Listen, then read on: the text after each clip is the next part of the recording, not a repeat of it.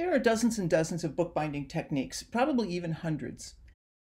This video will show you my top 10 favorite techniques, including techniques for making boxes or slipcases, with links to the video tutorials for each one. These are listed in no particular order, as I have no single favorite bookbinding technique. They all have different attributes that make them useful for different needs. But first, here's a bonus technique that you might want to use with any of the other techniques that I'm going to show you, and that's how to make and even print your own bookcloth. Trying to use regular fabric to cover your handmade books is a sure setup for failure. It is difficult to handle and will stretch, becoming malformed. And even worse, the PVA glue used to glue the fabric to the bookboard will seep through the weave to the front of the material, ruining it. That's what happened here. But if you seal the back of the fabric first with rice paper and water-soluble paste, you will have archival, professional quality bookcloth that will behave exactly as you want it to when covering your books. It's also more fun when you can make your covers out of fabric sporting your very own designs. Sealing the back of the fabric to stabilize it allows you to run it through your printer. You can see all of these techniques in the video tutorial here.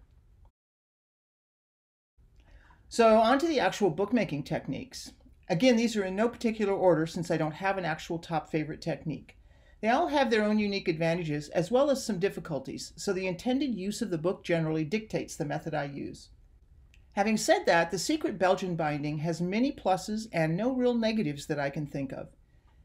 It is easy to make, it lies flat when it's open, the binding stitch itself is very interesting and decorative, and what I consider to be its real claim to fame, you can fold either cover all the way over and back, making it very easy to write or sketch in.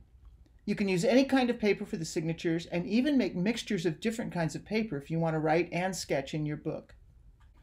The French link stitch has some similar advantages to the secret Belgian binding. It lies flat when it's open, and it is also an open spine stitch, so you get to see the decorative nature of the binding. There are a couple of different ways to go about the French link binding. At its simplest, you can just sew all of your signatures together with this stitch, and then glue simple hard covers to the front and back once the sewing is all done. If you want something a little fancier, you can incorporate tapes into the hardcovers and then sew around these tapes as you sew your signatures. This technique is a bit more complicated because you have to cut grooves into the bookboard to hide the tape, and adding the second cover can be a little tricky, but the result is really interesting and more decorative than the previous method. Unlike the version with the covers that are glued on, this version allows the covers to be folded all the way back, similar to the secret Belgian binding. You can use a wide variety of colored tapes and matching or contrasting stitching to add to the decorative effect. Next up is the traditional case-bound book. This is the book that looks and feels just like every hardbound book you've ever picked up, and is probably the book I make most often. There are a lot of steps to creating this particular book. You'll need to sew and glue together a text block, cover your bookboard covers with paper or bookcloth, and then join those parts together with end papers. You can also add ribbon bookmarks, head and tail bands, and interesting dressings to the spine. You can make your signatures out of thin text weight paper or heavy drawing paper.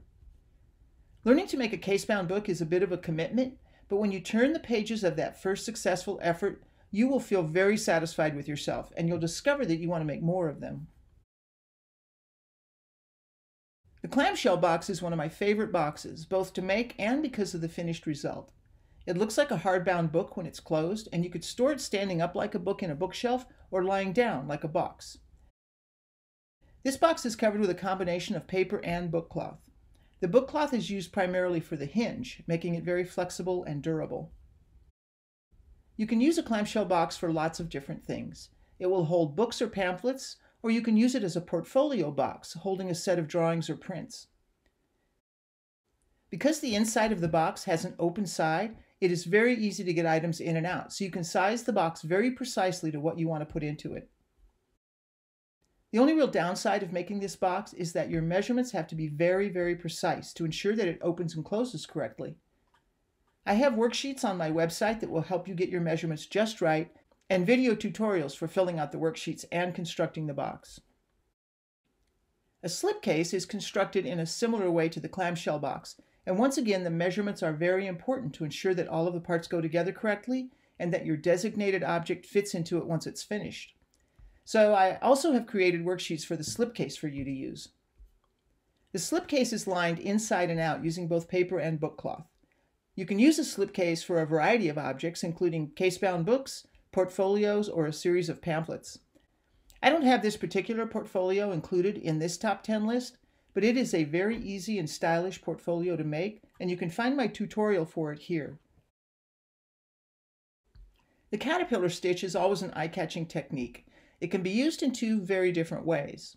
One, as a purely ornamental stitch. You could do this on any book or box. Or two, as a binding stitch.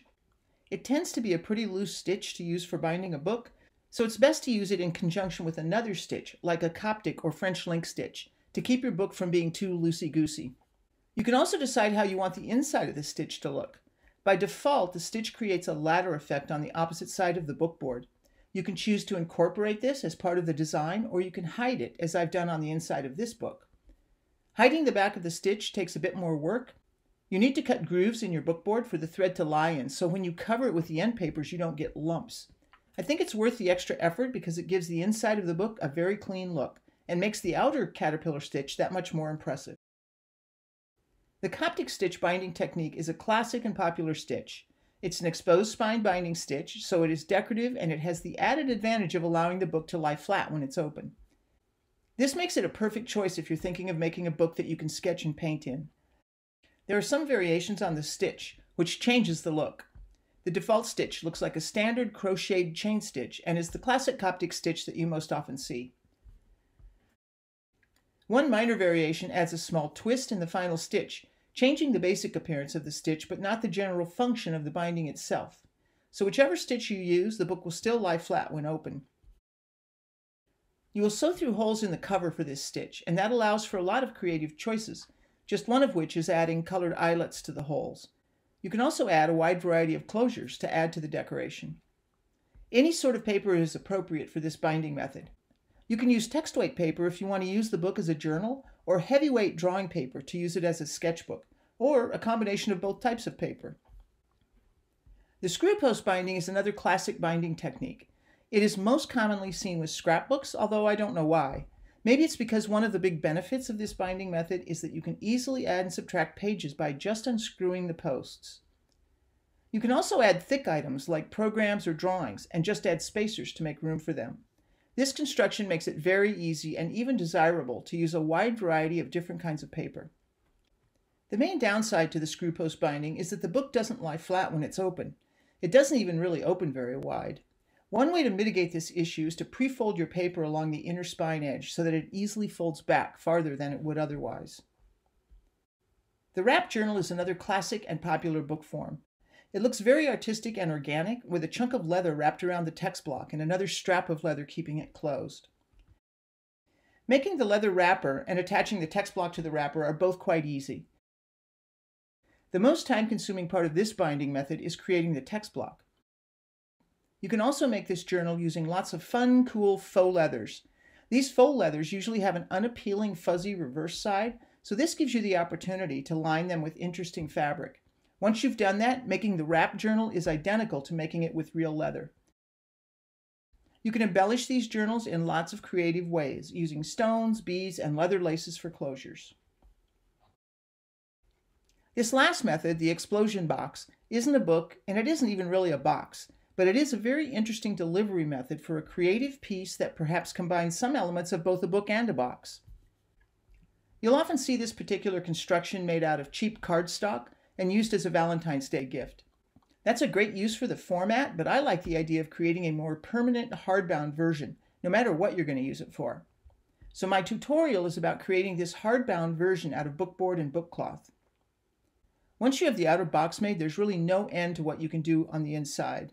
There are lots of ways to create pockets for objects, or special folded forms like the squash book, or fun moving items like the waterfall card. A simple card box can hold a bunch of images or photographs.